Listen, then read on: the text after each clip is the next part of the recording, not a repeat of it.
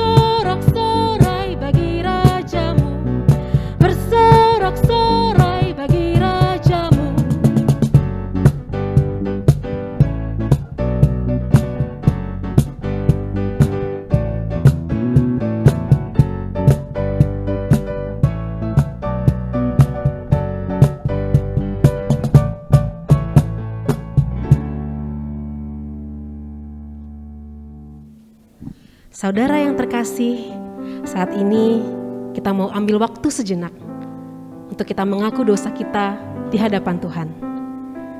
Waktu untuk berdoa secara pribadi dipersilahkan.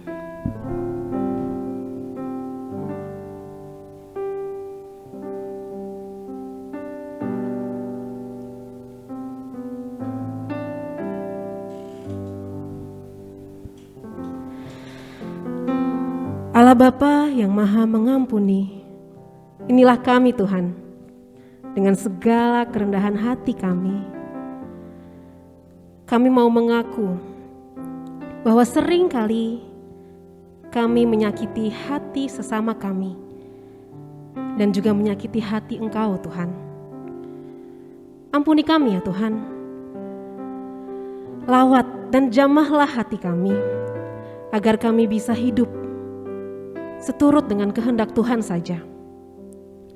Di dalam nama Tuhan Yesus Kristus, kami telah mengaku dan mengucap syukur. Amin. Allah sendiri yang telah mendamaikan kita dengan dirinya melalui perantara Yesus Kristus. Ia juga yang memberi kita jaminan sebagaimana dalam 1 Yohanes 1 ayat yang ke-9. Jika kita mengaku dosa kita, maka Ia adalah setia dan adil, sehingga Ia akan mengampuni segala dosa kita dan menyucikan kita dari segala kejahatan. Demikianlah berita anugerah dari Tuhan.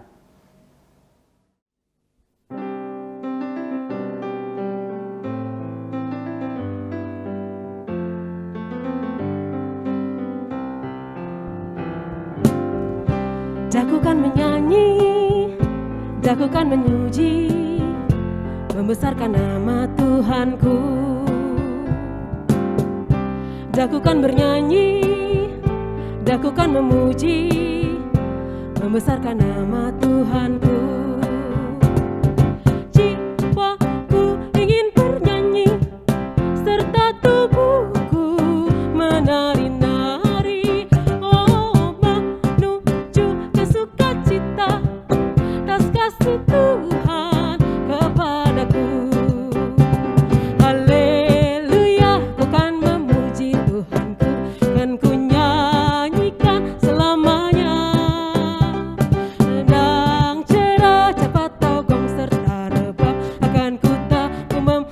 membesarkan namanya. Kan ku tiup sangkakala atau seruling dengan rebana. Oh, kan ku mainkan kecapi memuji Tuhan mukalisku. Haleluya, ku kan memuji Tuhanku, kan ku nyanyikan selamanya. Dendang, cerah, cepat, gong serta rebab akan ku membesarkan namanya. Kan ku tiup sangkakala atau seruling dengan rebana. Oh, kan ku mainkan kecapi memuji Tuhan mukalisku.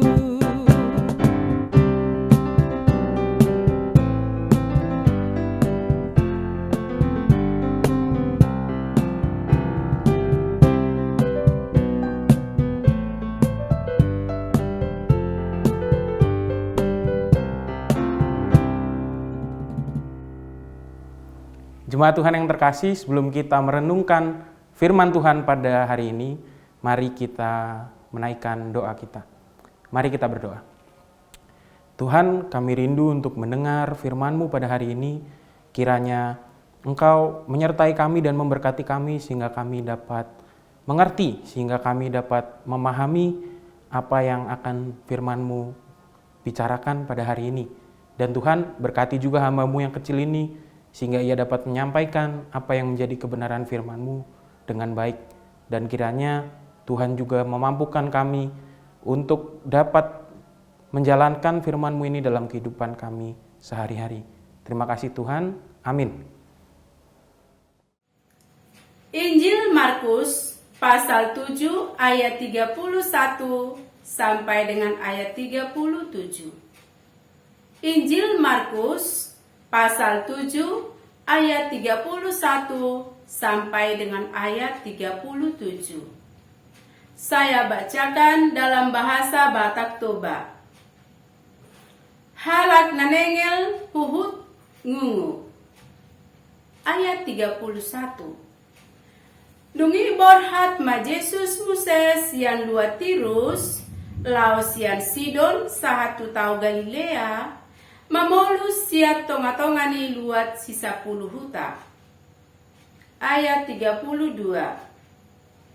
Jala diboan ma tujolona sahalak nanengel huhut mangungu. Dia leherek ma ibana asa dia peho tangan natusi. Ayat 33. Jala diboan ma ibana tunasuhi holang sian natoropi.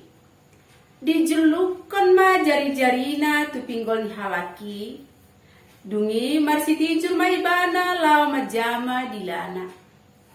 Ayat 34. Laos manaili ma ibana dopak gijang. Marho sagudang ma. Dungi didokma tu ibana. He pata. Nama dok mukap ma. Ayat 35. Jadi mukap matutu perbinigiana har manang ihot ni dilana gabeti kosma pakulingna. Ayat 36. Jala dipopai manasida unang dipaboa-boa tu halak. Alai lam di orai lam gogoma nasida mamarita hocca. Ayat 37. Jadi longang situtuma nasida nin nama nunga dengan saluhutna di bain ibana gabe berbine gedo akan anengel jalan nama ngungu gabe makatai di bain. Demikianlah Injil Yesus Kristus. Berbahagialah setiap orang yang mendengarkan firman Tuhan, menyimpan dalam hati dan melakukan setiap hari. Haleluya. Shalom Bapak-bapak, kakak-kakak, teman-teman, dan adik-adik yang dikasihi Tuhan. Tema kita pada hari ini adalah Everything Will Be Alright. Dan bersama-sama hari ini kita mau merenungkan tema ini. Nah, jemaat yang dikasihi Tuhan, jadi dikisahkan oleh Suetonius, seorang penulis dan sejarawan Romawi, bahwa suatu hari datanglah seorang yang buta dan seorang yang lumpuh salah satu kakinya kepada Vespianus. Jadi Vespianus ini merupakan seorang kaisar Romawi pada saat itu. Nah, kedua orang ini datang dengan dalih bahwa mereka ini mendapatkan penglihatan dalam mimpi mereka, di mana mereka didatangi oleh seorang dewa yang namanya Dewa Serapis. Nah, ini merupakan dewa orang Yunani, untuk mereka datang kepada Vespianus. Dan dituliskan juga, jika dalam penglihatan mereka itu, jika Vespianus meludah kepada mata orang buta tersebut, maka ia dapat melihat kembali. Dan jika Vespianus menyentuh kaki orang lumpuh itu dengan tumitnya, maka kakinya akan dikuatkan. Nah, demikian Vespianus pada akhirnya menyembuhkan kedua orang tadi. Nah, jemaat yang terkasih, kisah ini seringkali menjadi sebuah padanan dari beberapa kisah mujizat yang dilakukan oleh Yesus. Entah itu kisah Yesus yang menyembuhkan orang yang buta, maupun kisah yang akan kita bahas pada ibadah kali ini, di mana Yesus menyembuhkan orang yang tuli dan gagap. Tapi yang membedakan antara kisah Vespianus tadi dan Yesus adalah bahwa kisah Vespianus ini dipercayai sebagai sebuah kisah propaganda untuk menekankan legitimasi kekaisaran Roma pada saat itu. Sedangkan apa yang dilakukan oleh Yesus adalah sesuatu yang berdasarkan belas kasih untuk menjadikan segala-galanya ini baik. Seperti tema kita pada hari ini. Nah, bacaan kita pada hari ini bermula dari perjalanan Yesus. Sesudah ia selesai dari daerah Tirus, Yesus ini melanjutkan perjalanannya ke Galilea, tapi melalui Sidon. Nah, ini menarik, jemaat yang terkasih, bahwa kalau disamakan dengan zaman ini gitu ya, misalkan nih, rumah saya ini deket sama Mirota kampus. Nah, saya ini mau ke UKDW, ke kampus saya. Nah, alih-alih saya lewat C. Simanjuntak atau saya lewat Terban depan Panti Rapih, saya justru muter lewat Jalan Kaliurang, terus ke Ring Road, terus ke Gejayan, baru saya ke selatan itu. Jadi jangan muternya waduh gitu ya Bapak Ibu, jauh banget. Nah, tapi kan sekarang udah enak, ada kendaraan bermotor, ada sepeda motor, ada mobil. Saya misalnya bisa pakai kendaraan tersebut. Nah, tapi kalau Yesus, perjalanan yang Yesus lalui ini skalanya lebih besar. Nggak cuma sekedar Mirota kampus, Jalan Kaliurang, Ring Road Utara, terus ke Gejayan, nggak cuma sekedar itu. Tapi kalau dibandingkan dengan zaman ini, kira-kira perjalanan Yesus ini memakan waktu sekitar 8 bulan. Dan dipercayai sebagai sebuah momen di mana Yesus menghabiskan banyak waktu dengan para murid-muridnya. Nah, tapi kita kesampingkan hal ini dulu. Mari kita kembali lagi ke bacaan kita pada hari ini. Nah, jadi setelah Yesus muter-muter itu, nah Yesus ini sampailah di Dekapolis. Nah, di Dekapolis inilah tempat Yesus melakukan mujizat penyembuhannya terhadap orang yang tuli dan gagap pada bacaan kita pada hari ini. Nah, jadi sampainya di sana, jadi Dekapolis itu adalah sebuah kota gitu ya, di mana mayoritas dihuni oleh orang-orang Yunani, jadi bukan orang-orang Yahudi. Nah, di sana orang-orang banyak yang sudah berkerumun menantikan Yesus membawa seorang yang tuli dan gagap. Nah, Yesus selalu membawa orang yang tuli dan gagap ini untuk memisahkan dirinya dari orang-orang yang banyak itu. Jadi tinggallah Yesus berdua dengan orang ini. Nah, lalu Yesus memasukkan jarinya ke telinga orang tersebut, lalu meludah dan meraba lidahnya. Sesudah itu Yesus menengadah ke langit dengan tangan terbuka begini ya, dan berkata, "Efrata," atau terbukalah. Sehingga terbukalah telinga dan pengikat lidah orang tersebut. Jadi ia bisa mendengar dan berkata-kata dengan lancar. Nah, lalu seperti biasa pada kisah-kisah lainnya juga, Yesus melarang orang itu untuk menceritakannya kepada orang banyak. Tapi ya tentu semakin dilarang, semakin dilanggar. Semakin dilarang, semakin dilakukan. Sehingga banyak orang yang takjub gitu ya ketika mendengar, banyak orang yang takjub dan berkata bahwa ia menjadikan segala-galanya baik. Nah, jemaat yang terkasih, coba sejenak kita membayangkan bagaimana rasanya menjadi orang yang tunarungu, orang yang tuli. Kalau saya membayangkan, wah pasti rasanya sangat-sangat tidak mengenakan. Kita tidak dapat mendengar seperti orang lain. Kita juga, karena keterbatasan kita untuk mendengar, kita juga tidak bisa bicara selancar orang lain. Dan ya tidak mengherankan jika dituliskan dalam Alkitab bahwa orang tersebut tuli dan gagap. Jadi ngomongnya nggak lancar.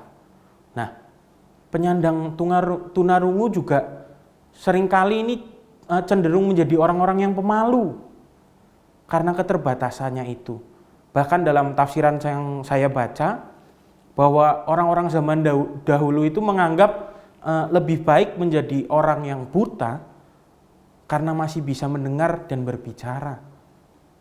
Nah, apa yang menarik adalah apa yang dilakukan Yesus dalam bacaan kita pada hari ini.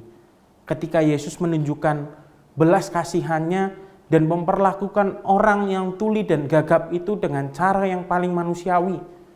Ia memperlakukannya dengan kasih. Dengan cara apa?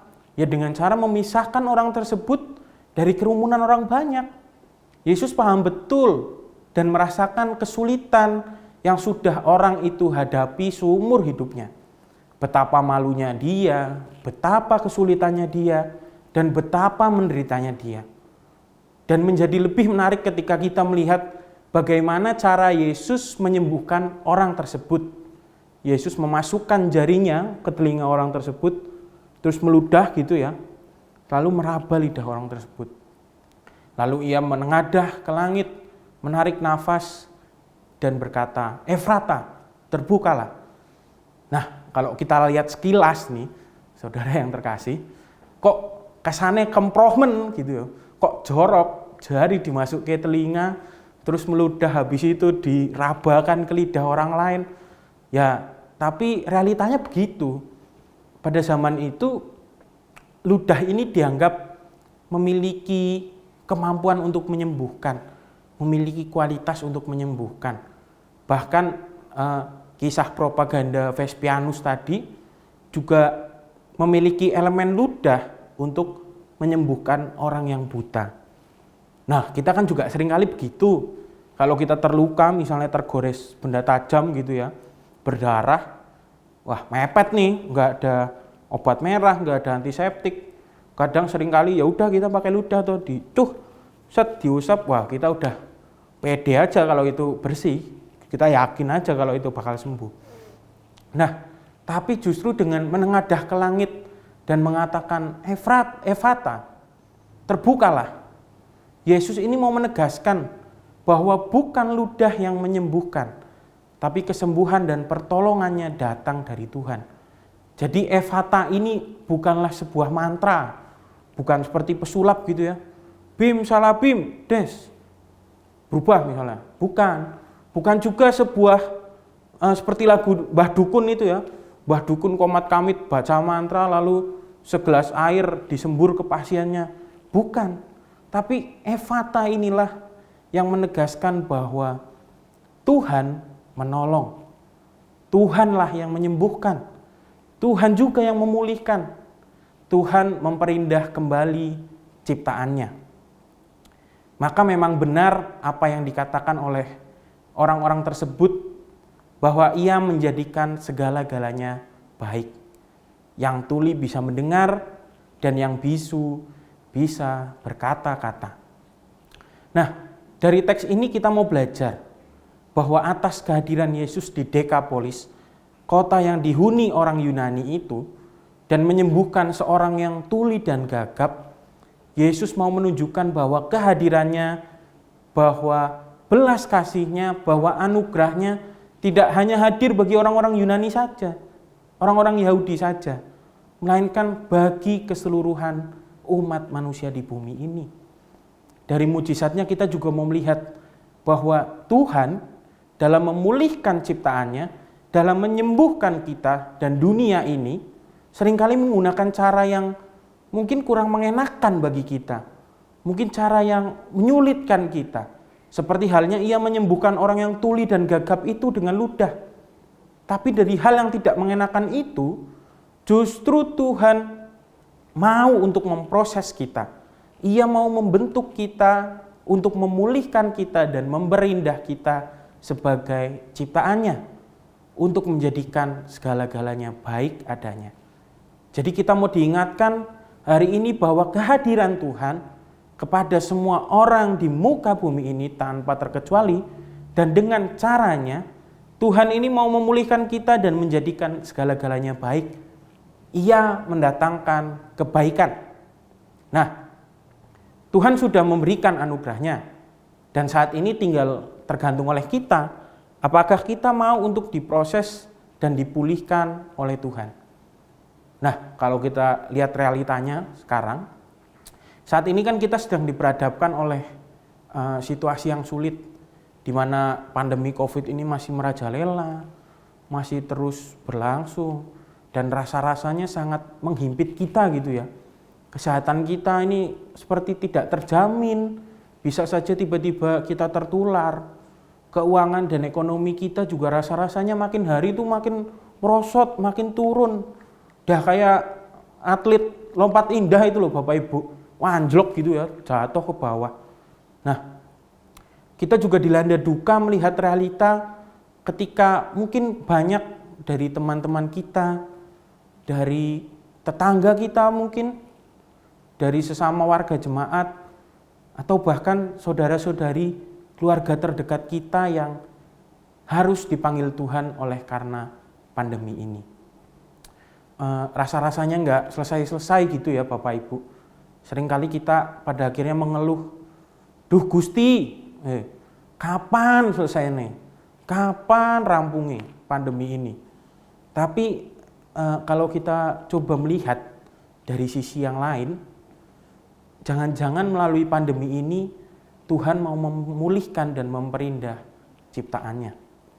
Jangan-jangan Tuhan mau untuk memproses kita dan menjadikan segala-galanya baik. Hanya saja yang terjadi kita dibutakan oleh realita penderitaan yang kita alami. Dan buktinya banyak kok saudara. Di mana kita ketika kita membatasi aktivitas kita untuk keluar rumah, untuk urusan yang tidak penting, untuk nongki-nongki. Lalu kita juga tidak banyak menggunakan kendaraan maupun mesin-mesin pabrik yang besar-besar itu ya, yang menghasilkan polusi. Alam kita, dunia kita saat ini menjadi semakin bersih, menjadi semakin sehat. Bumi kita mendapatkan waktu untuk memulihkan diri atas kerusakan yang diakibatkan oleh manusia-manusia yang tidak bertanggung jawab.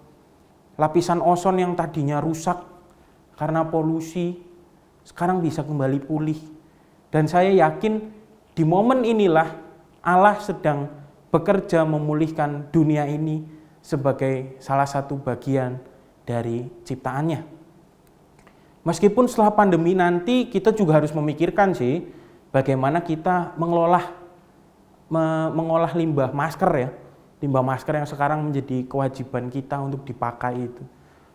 Nah, lalu contoh lainnya juga misalnya dengan kita WFH misalnya, dengan kita school from home misalnya, dengan kita sering berada di rumah. Nah, kita juga dapat menghabiskan banyak waktu dengan keluarga kita, dengan anak-anak kita, dengan orang tua kita, yang mungkin sebelum-sebelumnya gitu ya, kita terlalu sibuk dengan kesibukan kita sehingga kesulitan untuk membagi waktu antara pekerjaan, antara kesibukan dengan keluarga kita. Dengan di rumah saja kita juga memiliki banyak waktu untuk dihabiskan untuk mempertajam iman kita. Kita memiliki banyak waktu yang bisa digunakan untuk kembali berelasi dengan Tuhan. Jadi mungkin yang sebelumnya cuma kalau hari Minggu ke gereja, udah. Nah, dengan kita di rumah banyak waktu di mana kita bisa berkomunikasi sama Tuhan, memperdalam iman kita. Juga dengan di rumah saja mungkin kita juga memiliki banyak waktu untuk berolahraga, mempersehat tubuh kita gitu ya. Mencari keringat nih, kayak saya sekarang ini keringetan gitu kan. Mungkin sebelumnya kita nggak punya waktu buat berolahraga karena disibukkan oleh kegiatan kita. Tapi dengan di rumah saja kita jadi memiliki kesempatan untuk berolahraga. Lalu misalnya dengan di rumah saja kita juga menurunkan resiko tertular virus COVID ini. Kita juga secara tidak langsung membantu meringankan beban pekerjaan para tenaga kesehatan yang sampai detik ini masih terus berjuang di garis depan untuk mengatasi pandemi ini. Ya, jadi kalau kita lihat kembali, sebetulnya banyak hal-hal kecil yang Tuhan pakai dari sisi lain pandemi ini untuk memulihkan kita dan dunia ini sebagai ciptaannya. Untuk memperindah kembali apa yang sudah Ia ciptakan sesuai dengan tema kita pada hari ini, everything will be alright. Kita pasti mampu melewati masa sulit ini dan Tuhan pasti akan memampukan kita melewatinya. Namun kita tetap harus berusaha juga. Mungkin bagi saudara-saudari yang bekerja di luar rumah, banyak kontak dengan lingkungan luar, dengan banyak orang, ya mungkin bisa berusaha dengan tetap menerapkan prokes. Bagi yang belum divaksin, ya segeralah divaksin agar imun kita meningkat gitu ya. Kita jadi nggak gampang tertular, kalaupun tertular efeknya minim. Lalu bagi yang di rumah saja, ya manfaatkan waktu yang ada dengan sebaik mungkin. Dan percayalah bahwa Tuhan sedang memproses ciptaannya, memulihkannya dan menjadikan segala-galanya baik. Amin. Mari saudara-saudara, kita naikkan doa syafaat kita. Mari bersama kita berdoa. Tuhan, kami percaya bahwa Engkau saat ini sedang memproses kami. Engkau saat ini sedang memulihkan kami. Engkau saat ini sedang memperindah kembali ciptaan-Mu. Engkau sedang menjalin relasi kembali dengan ciptaan-Mu. Dan kami rindu itu ya Tuhan. Kiranya Engkau memampukan kami untuk melewati proses ini. Engkau yang terus menyertai kami dan berjalan bersama kami. Dan kukuhkanlah dalam hati kami ya Tuhan, untuk terus percaya, untuk terus beriman bahwa segalanya akan baik-baik saja. Dan Engkau akan membuat segalanya indah. Tuhan, tak lupa kami juga ingin berdoa bagi gereja-Mu ini ya Tuhan. Kiranya semua yang direncanakan, semua yang akan dilakukan, setiap kegiatan, setiap komisi, setiap pekerja, pelayan, kiranya Tuhan yang terus memberkati sehingga semuanya dapat berjalan dengan lancar, diberikan kesehatan bagi para pekerja, dan juga diberikan kelancaran bagi setiap kegiatan yang akan berjalan. Tuhan, kami juga ingin berdoa untuk pemerintah kami Tuhan, pemerintah Indonesia. Kiranya Tuhan terus memberikan kebijaksanaan sehingga pemerintah kami dapat mengambil langkah yang tepat, dapat mengambil keputusan yang tepat, terutama dalam menyikapi pandemi saat ini ya Tuhan. Berkati juga setiap warga Indonesia agar terus mendukung program untuk mengatasi pandemi ini yang sudah dijalankan oleh pemerintah. Entah itu tes kesehatan maupun vaksinasi, sehingga bersama-sama kami mampu untuk menghadapi pandemi ini. Dan kiranya pandemi ini juga dapat usai segera dan kami dapat kembali melakukan kegiatan kami, kembali melakukan kebiasaan kami seperti sebelumnya. Terima kasih Tuhan. Kami percaya bahwa Engkau terus menyertai kami, berjalan bersama kami, dan memberkati kami. Doa yang kurang sempurna ini kami sempurnakan dengan menyanyikan doa Bapa kami.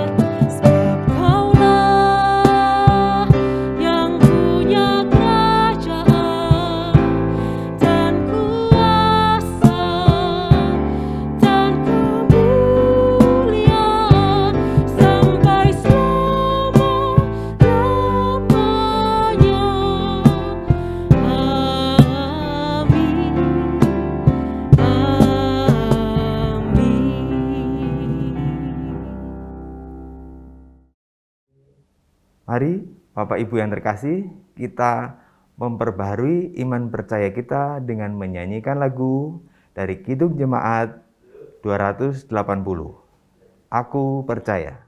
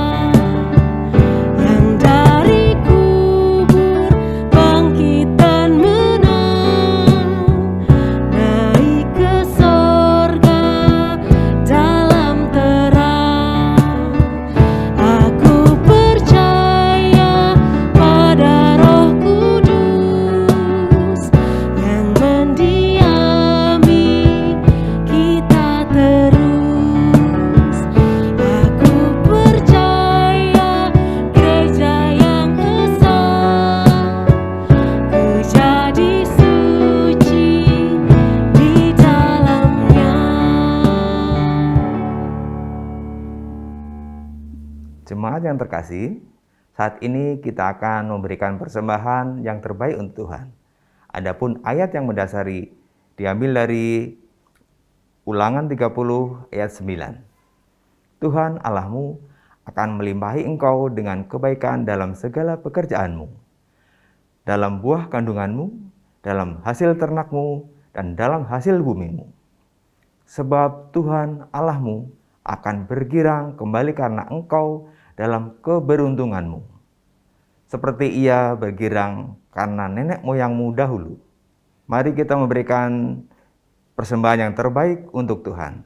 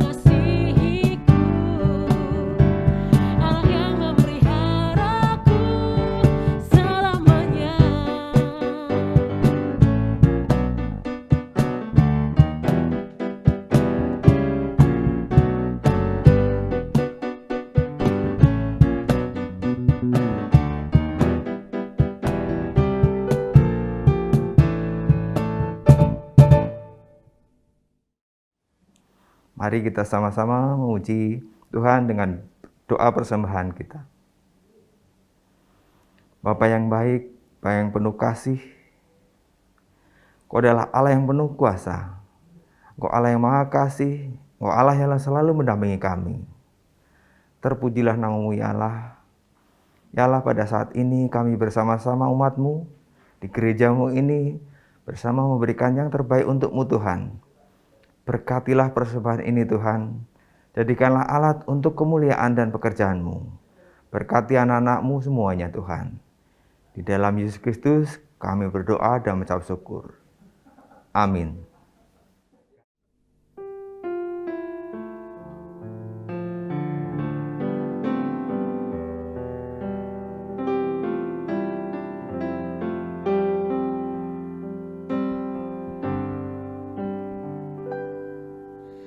Sungguh besar setiamu,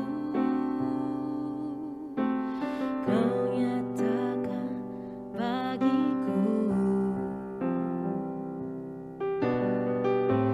Kau Bapa yang selalu mengerti isi hatiku. Kemuliaan-Mu Kau janjikan, aku tetap percaya, ku percaya janji-Mu ajaib, terukir dalam kehidupanku, ku berserah di dalam kekuatan-Mu, ku percaya.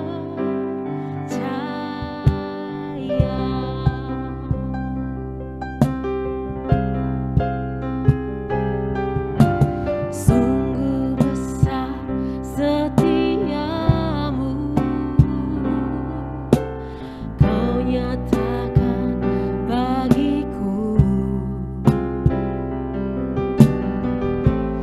Kau Bapa yang selalu mengerti isi hatiku. Kemuliaan-Mu Kau janjikan, aku tetap percaya, ku percaya janji-Mu ajaib, terukir dalam kehidupanku, ku berserah di dalam kekuatan-Mu, hanya Kau segalanya bagiku. Ku percaya janji-Mu ajaib, terukir dalam kehidupanku, ku berserah di dalam kekuatan-Mu, ku percaya.